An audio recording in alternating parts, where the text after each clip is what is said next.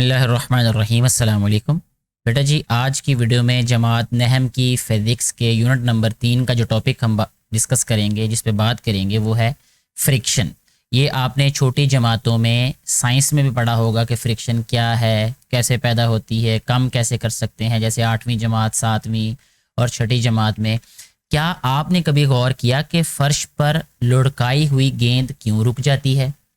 ये एक सवाल से बात जो है इसको शुरू किया गया है कि आप ये सोचें कि भाई अगर हम किसी भी चीज़ को फेंकते हैं, जैसे गेंद हो गई, फुटबॉल हो गया, ठीक है ना, तो वो ज़मीन पे कुछ वक्त के लिए चलती है, दौड़ती है, फिर रुक जाती है। ऐसा क्यों होता है? ठीक है, अब इसी सवाल को कहते हैं कि एक और तरीके से पूछा जा सकता है कि जब एक बाइसिकल सवार पैडल्स पर जोर लगाना बंद कर देता है तो बाइसिकल क्यों रुक जाती है?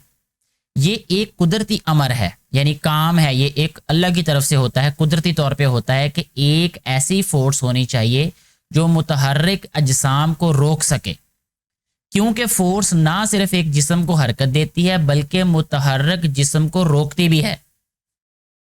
वो फोर्स जो दो सतहों के माबैन मोशन कहते हैं हरकत में मज़ाहमत कहते हैं मुखालिफत को, यानी हरकत करते हुए अजसाम की जो ताकत मुखालिफत करती है, यानी वो फोर्स जो हरकत करते हुए अजसाम की मुखालिफत करती है, उसे फ्रिक्शन कहते हैं। यहाँ जो लिखी गई है इसकी तारीफ, यानी वो फोर्स जो दो सतहों के माबैन मोशन में मज़ाहमत पैदा करती है, फ्रिक्शन कहलाती है।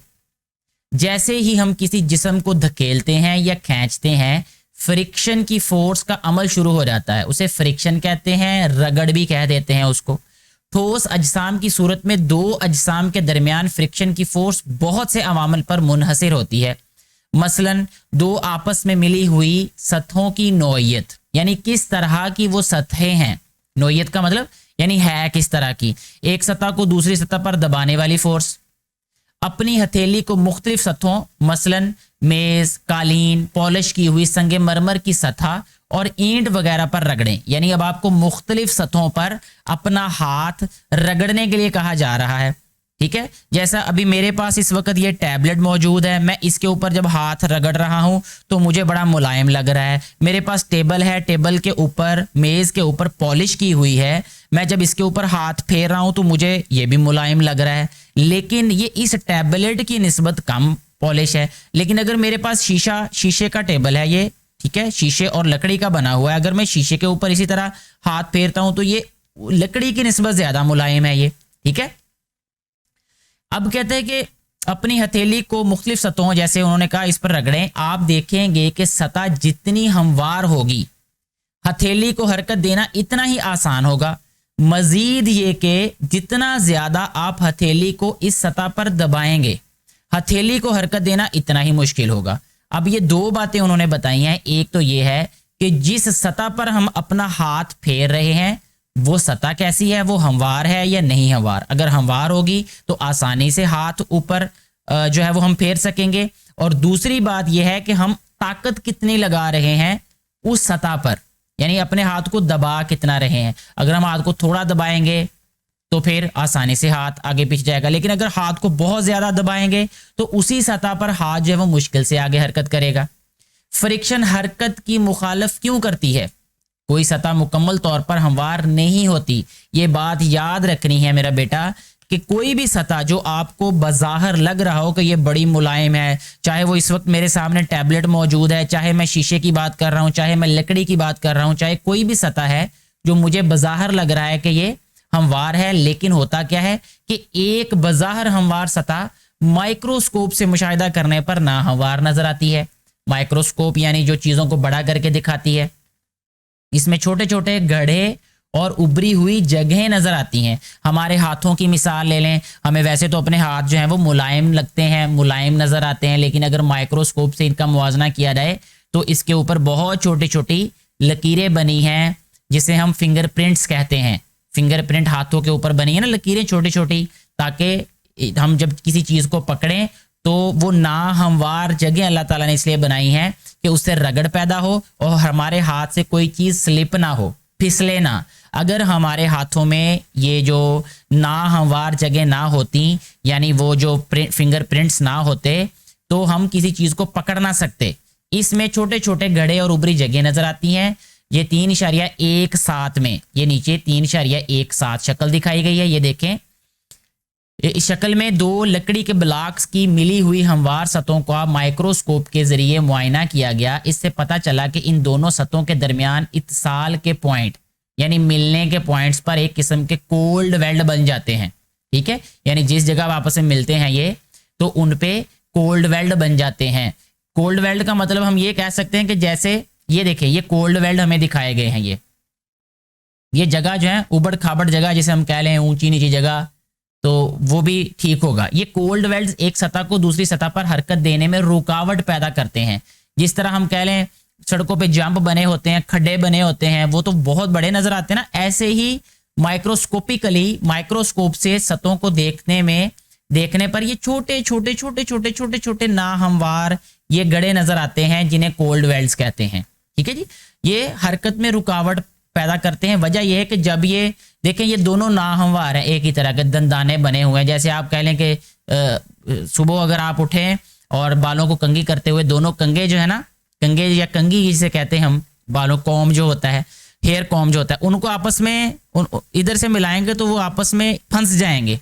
وہ بڑے ہوتے ہیں اس لیے وہ ایسے ایک دوسرے کو حرکت دینے میں جو ہے وہ پھر مشکل ہوگی, یا ہم ان کو آگے پیچھے نہیں حرکت کر دے سکتے. اسی طرح یہ دو جو سطحیں ہیں جب ہم ان کے اوپر ایک دوسرے کے رگڑتے ہیں تو تب بھی ایسا ہی ہوتا ہے. جو کولڈ ویلڈز ہیں وہ ایک دوسرے کے اندر پھنستے ہیں یا وہ ایک دوسرے کو حرکت دینے میں مخالفت کرتے ہیں. اوپر والے بلاک پر مزید وزن شامل کرنے سے دونوں سطحوں کے درمیان دبانے والی فورس میں اضافہ ہو جاتا ہے.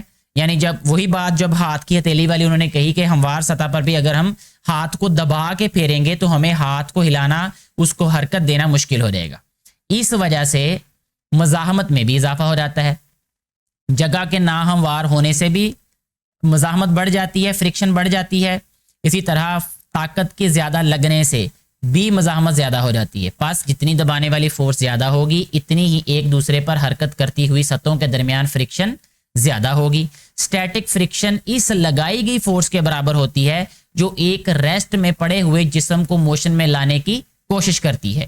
لگائی جانے والی فورس میں اضافہ کے ساتھ سٹیٹک فرکشن بھی بڑھ جاتی ہے. ٹھیک ہے, لیکن سٹیٹک فرکشن ایک خاص حد تک بڑھ سکتی ہے.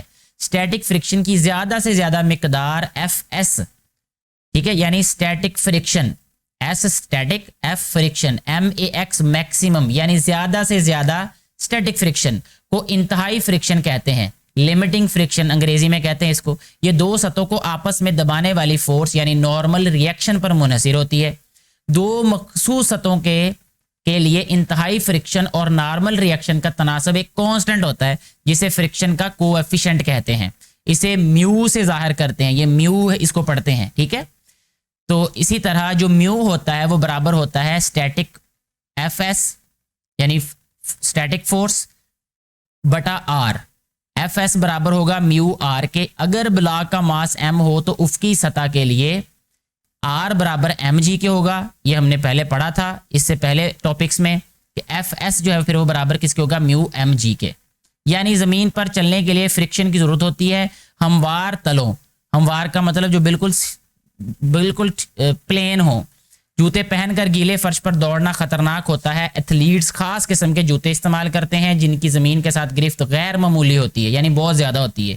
ایسے جوتے انہیں تیز دوڑنے کے دوران گرنے سے محفوظ رکھتے ہیں. اپنی بائسیکل کو روکنے کے لیے ہم کیا کرتے, بریک لگاتے ہیں.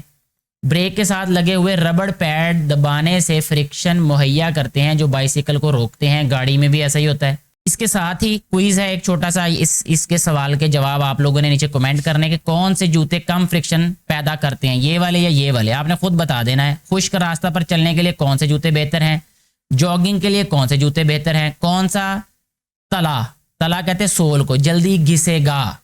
ٹھیک ہے, تو یہ آپ نے ان سارے سوالوں کے جواب نیچے کمنٹ کرنے. آپ کو نہیں پتہ چلے گا تو آپ نیچے بتا دیجیے گا, میں سبھی کے جواب آپ کو نیچے لکھ کے بتا دوں گا. اس کے ساتھ ہی یہ ویڈیو مکمل کرتے ہیں, یہاں پہ ختم کرتے ہیں. امید ہے یہ باتیں سمجھ میں آ چکی ہوں گی آپ کے. کوئی سوال ہو, پریشانی ہو تو نیچے کمنٹ کر کے پوچھیے گا. میں اپنے علم کے مطابق آپ کو مطمئن کن جواب دینے کی پوری کوشش کروں گا. شکریہ.